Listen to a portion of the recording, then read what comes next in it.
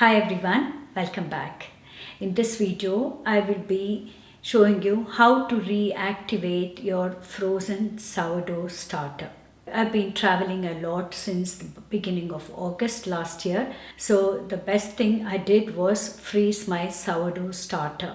I froze all the sourdough starter into silicone muffin forms and the next day I removed it from the muffin form and I used the swilling vacuum pack and I vacuum packed it and I kept it frozen.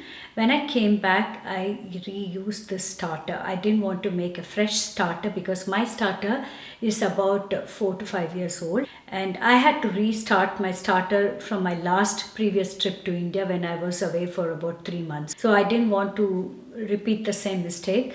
So in this case, I knew I will be gone on and off for at least 6 to 8 months. So I froze the starter. I made about 6 portions of it. I took out the starter, just two of these forms, and then I let it come to room temperature. And once it started to thaw completely, then at that stage when it got liquidish, then I added flour and water.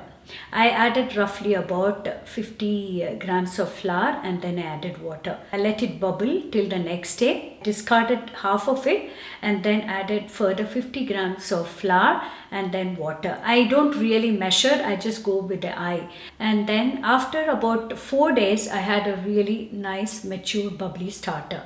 I use the discard for making pizza and then I also use the discard sometimes for making pancakes. You can make bread with this, but in this case, I wouldn't. It may not rise optimally. So if you want to use the same starter in case which you have discarded, add a little bit of yeast so that it works, but it's not ideal.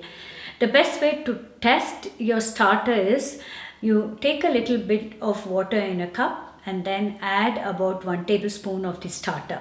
If the sourdough starter is floating up, it has passed the float test and that means you can bake bread with it and it will work out very well. While recording this video, I had some technical difficulties with my microphone, so I'm doing the voiceover. So this is how it looked like after freezing it with the swilling bag. This was vacuum packed so I could avoid the freezer burn.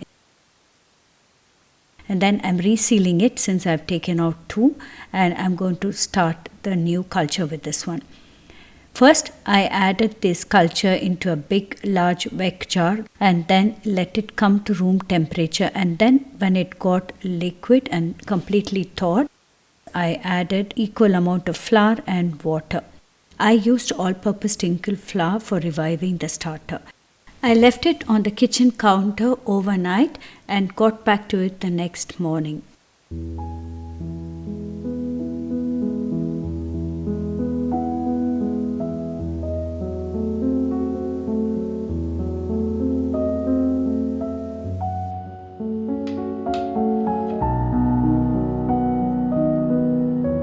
The next day, I discarded a little bit of this starter and it was already starting to bubble, but it was not yet there.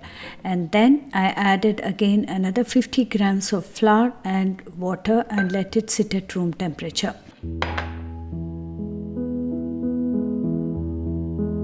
At this stage, I was feeding the starter just once a day. I never fed it twice. You could additionally feed it twice, or if you want to slow down the process, you can also refrigerate it.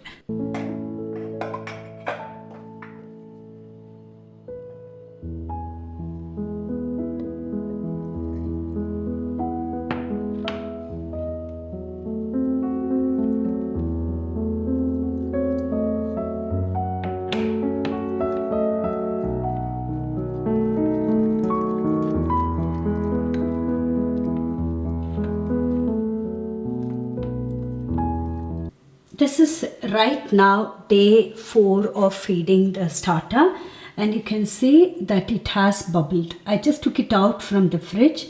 So what I will do is I'll try to do the float test with this.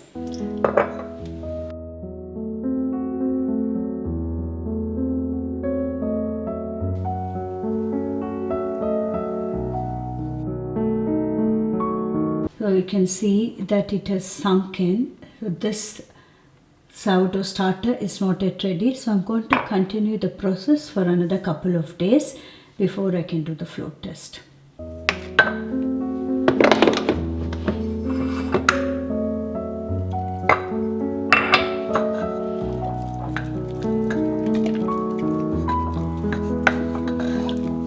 After mixing the flour and the water on the 4th day, I let it sit on the kitchen counter overnight. Day 5, the starter was ready. You can see how it is having this big bubbles and it is really having a nice fruity smell. Then you know it is ready. Now I will be repeating the float test and you can see that the starter is floating up. And I have baked a sourdough wild garlic bread with this starter, and I have already shared that video. I will link it below in the description box or in the cards above.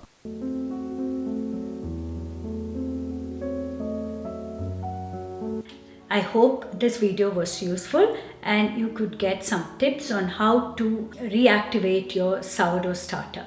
Thank you for watching and see you in my next video. Bye bye.